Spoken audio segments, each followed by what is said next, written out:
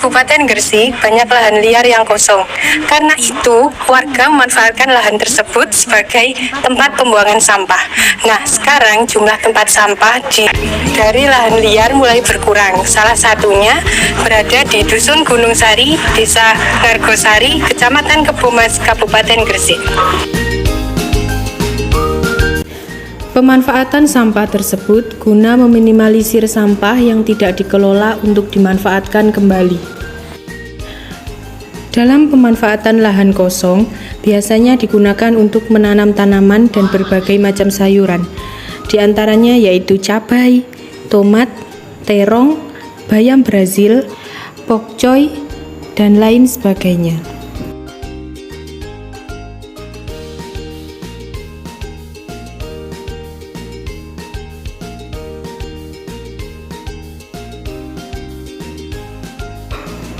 Selain tanaman, di sini juga ada budidaya ikan dalam ember atau budidamber.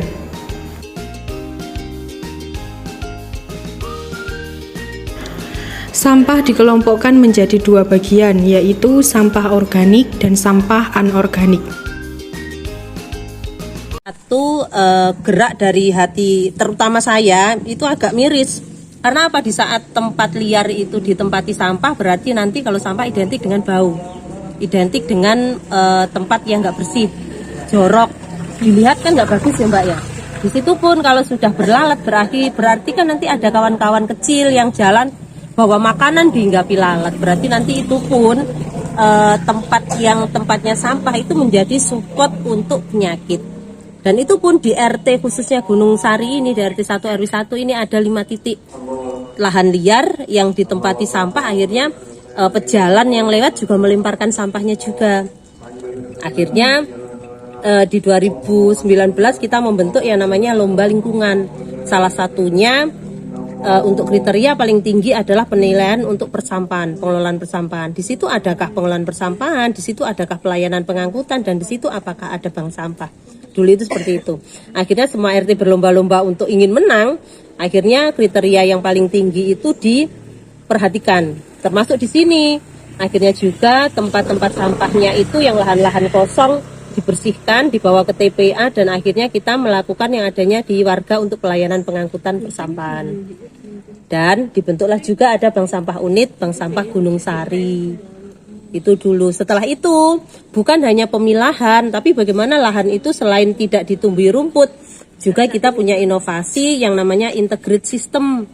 Jadi sistem pengolahan sampah yang terintegrit dengan peternakan, terintegrit dengan pertanian, yang di situ kita sebut kelompoknya adalah P2L, Pekarangan Pangan Lestari, yang tujuannya mensupport untuk ketahanan pangan, peningkatan gizi, karena kita juga selain di P2L ini yang berjumlah 5 di RT 1 RW 1, kita juga selain pertanian juga punya ayam. Telurnya dimanfaatkan. Kemarin terakhir posyandu tanggal 14 kita bagikan untuk posyandu anak-anak dan lansia.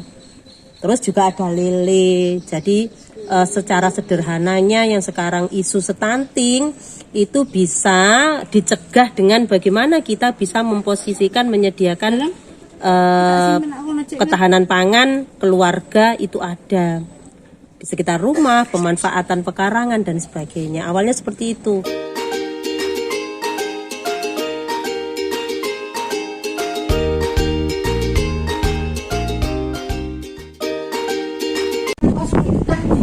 Lahan kosong yang kita manfaatkan untuk pengolahan lahan. Kalau bank sampahnya itu ya unitnya atau bentarnya, cuma kita ikut-ikut kayak 1 minggu sekali untuk pengangkutan, bisa yang gelas plastik, tapi dari kembali ke unit kan di sini. Tapi kalau yang di dalam di sini itu yang mulai Jumat itu yang sama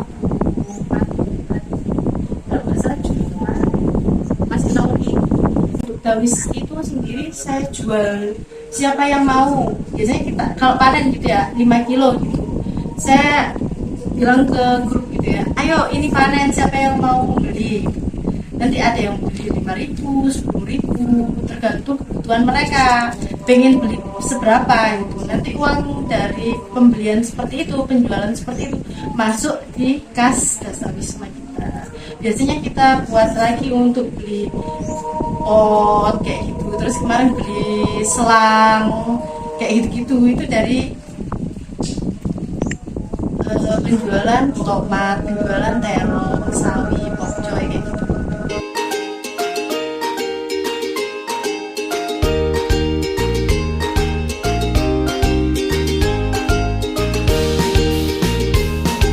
Sampah organik biasanya dimanfaatkan untuk makanan maggot.